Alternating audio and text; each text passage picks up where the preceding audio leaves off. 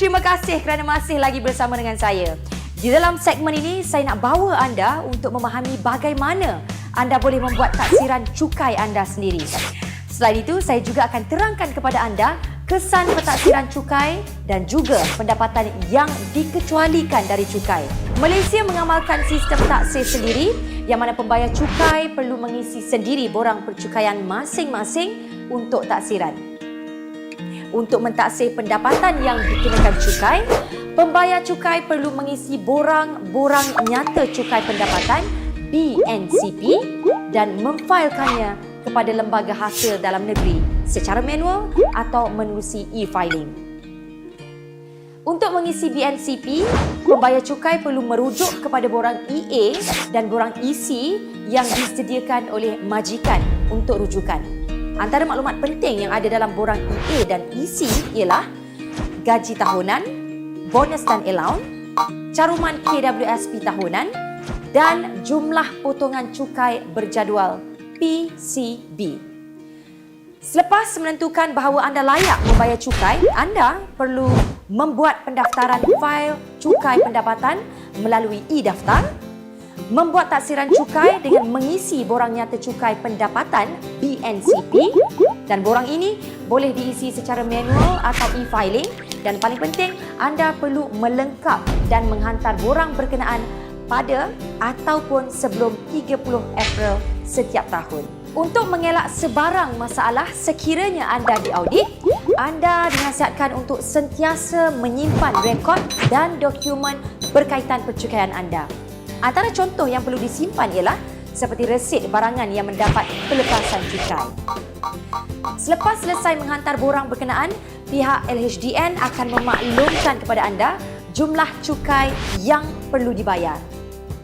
Bagi individu yang menyertai skim potongan gaji berjadual PCB, LHDN akan memaklumkan sama ada mereka mempunyai lebihan kerana sudah terlebih bayar menerusi PCB ataupun perlu membuat bayaran tambahan kerana jumlah yang dipotong menerusi PCB tidak mencukupi.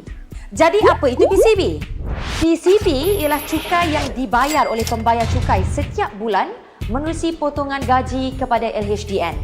Ia membantu anda merancang kewangan supaya anda tidak berasa terbeban sekiranya perlu membayar cukai secara sekaligus.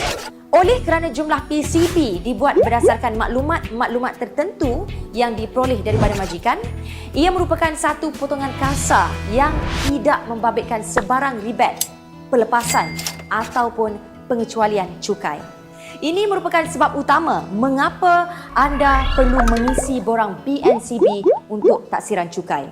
Sekiranya anda mengambil sikap sambil lewa dengan mengelak daripada membuat taksiran cukai, ada dua perkara yang mungkin berlaku kepada anda. Satu, anda mungkin terlebih membayar cukai namun anda tidak tahu mengenainya dan tidak menuntutnya.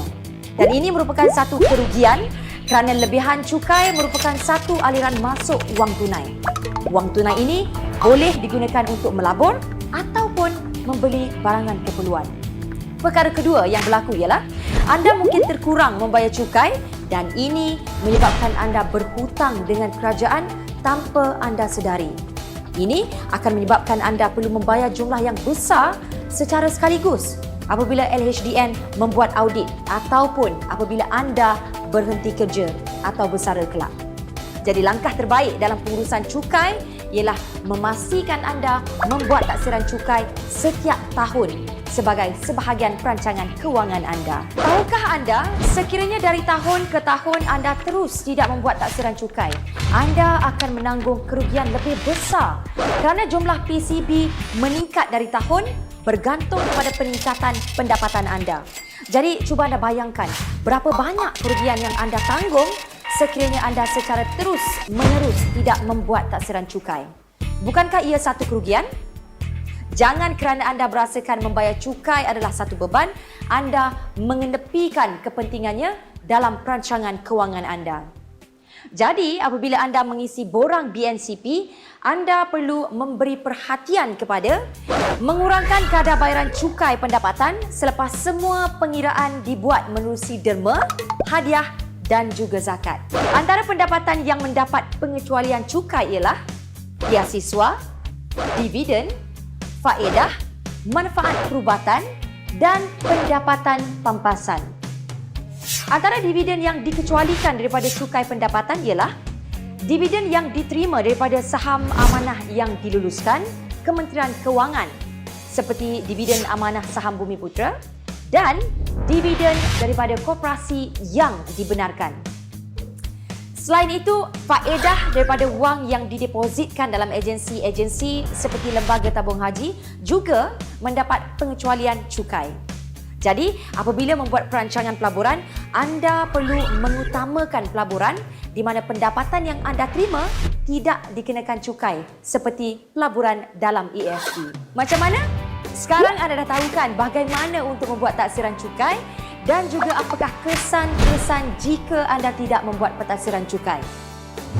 Selain itu, saya juga ada berkongsi dengan anda tentang pendapatan yang dikecualikan daripada cukai. Maklumat-maklumat inilah yang akan membantu anda dalam membuat perancangan cukai pendapatan.